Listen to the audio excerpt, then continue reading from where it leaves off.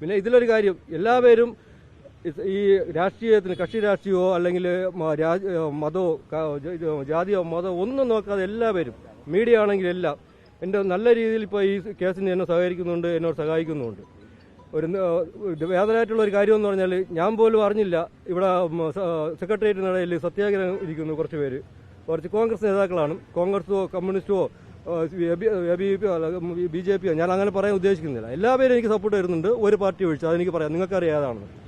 ഇന്നലെ 2 ദിവസം മുമ്പ് ഒരു വിദ്യാർത്ഥി സംഘടന എൻ്റെ വീട്ടിൽ നിന്ന് പ്രതിഷേധമായി പോയി. അത് കഴിഞ്ഞ് ഇന്നലെ അടുത്തൊരു വിദ്യാർത്ഥി സംഘടന എൻ്റെ വീട്ടിൽ നിന്ന് പ്രതിഷേധമായി പോയി. അവരുടെ ഒരു വിദ്യാർത്ഥി, അവരുടെ കൂട്ടത്തിലുള്ള ഒരു വിദ്യാർത്ഥിയെ ഇങ്ങനെ കൊന്നപ്പോഴേ അവർക്ക് സഹിച്ചില്ല. അതുകൊണ്ട് എല്ലാവരും എന്നെ സഹായിക്കുന്നുണ്ട്.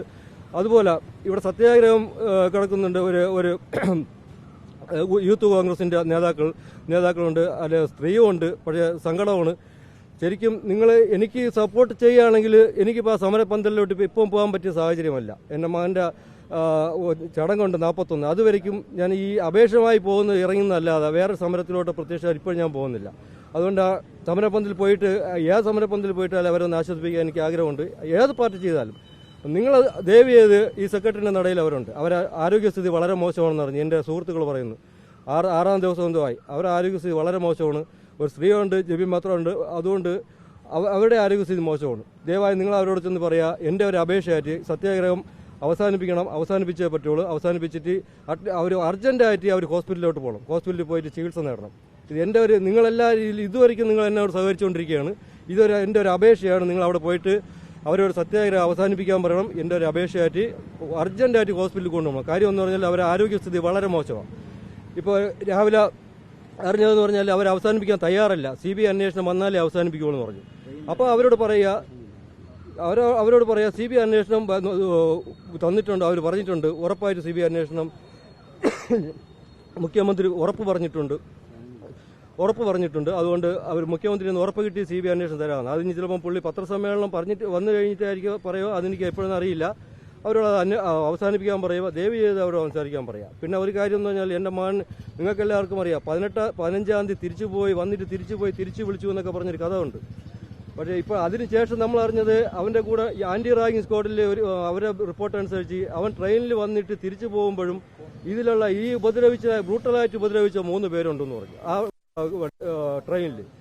അപ്പോൾ ഇപ്പോഴും എനിക്ക് ഡൗട്ട്, അവൻ ട്രെയിനിൽ വരെ തിരിച്ചു പോയോ, അല്ലെങ്കിൽ എറണാകുളം വരെ തിരിച്ചു പോയോ, അല്ലെങ്കിൽ അവൻ ട്രെയിനിൽ വെച്ച് തന്നെ അവനെ വകവരുത്താൻ വേണ്ടി കൂടെ ഇരുന്നോ, അല്ലെങ്കിൽ ഇവിടെ കൊണ്ട് തള്ളിയിടാൻ വേണ്ടി കൂടെ ഇരുന്നോ, ഒന്നും ഉരുപ്പെടുത്താൻ കിട്ടുന്നില്ല. അത് നിങ്ങൾ അന്വേഷിക്കണമെന്ന് ഞാൻ പറയുന്നില്ല. എനിക്ക് കിട്ടിയ ഒരു വിവരം തന്നില്ല. ചിലപ്പം 2-3 ദിവസത്തിനകം അതിനെക്കുറിച്ച് വ്യക്തമായിട്ട് ഒരു വിവരം കിട്ടുമായിരിക്കും. അവൻ്റെ കൂടെ എനിക്ക് വേറൊരു അപേക്ഷ, അവൻ്റെ കൂടെ ഒരു ചേട്ടൻ ഉണ്ടായിരുന്നു. ഞാൻ ചോദിക്കുന്നുണ്ട്, അവൻ്റെ അമ്മ വിളിക്കുമ്പോഴും ചേട്ടാ എവിടെ എത്തി? അപ്പോൾ അവൻ്റെ അമ്മ പറയുന്നു കോഴിക്കോട് എത്താറായി മോനെ എന്ന് പറഞ്ഞു. ഏതോ ഒരു അപരിചിതനാണ്. അദ്ദേഹം കേൾക്കുന്നുണ്ടെങ്കിൽ നിങ്ങൾക്കറിയാമെങ്കിൽ അന്ന് അവൻ്റെ കൂടെ ആരെങ്കിലും ഉണ്ടായിരുന്നോ, അവർക്ക് അസാധാരണമായിട്ട് എന്തെങ്കിലും, ഇപ്പോൾ ഈ മോനെക്കുറിച്ച് നിങ്ങൾക്ക് അറിയാമായിരിക്കും, ഈ കൂടെ ഇരുന്ന ചേട്ടൻ. നിങ്ങൾക്ക് എന്തെങ്കിലും വിവരം അറിയാമെങ്കിൽ എന്നെ രഹസ്യമായിട്ട് എൻ്റെ ആ ഫോൺ നമ്പറിലൊന്ന് വിളിക്കുക, ഈ കേസിലൊന്ന് സഹായിക്കണം. അന്ന് ദുരൂഹമായിട്ടുള്ള ഒരുപാട് കാര്യങ്ങൾ ആ ട്രെയിനിൽ നടന്നു എന്ന് പറഞ്ഞു. അത് പോലീസ് കണ്ടുപിടിച്ചതല്ല, ആൻറ്റി റാഗിങ് സ്ക്വാഡുകാരാണ് ഇവനോട് ഈ ഉപദ്രവിച്ചിട്ടുള്ള യാത്ര ചെയ്ത ഒരു 2-3 ആൾക്കാരുണ്ട്. പേരെനിക്ക് ഓർമ്മയില്ല, അവർ പറഞ്ഞിട്ടുമുണ്ട് ആരൊക്കെയാണെന്നുള്ളത്. അതും കൂടെ അന്വേഷിക്കുന്നുണ്ട്, എല്ലാം അന്വേഷിക്കുന്നുണ്ട്. ഏതായാലും ഇപ്പോൾ എനിക്കൊരു സന്തോഷം എന്ന് പറയാൻ പറ്റില്ല, എൻ്റെ ജീവിതത്തിന് സന്തോഷം ഉണ്ടാവില്ല.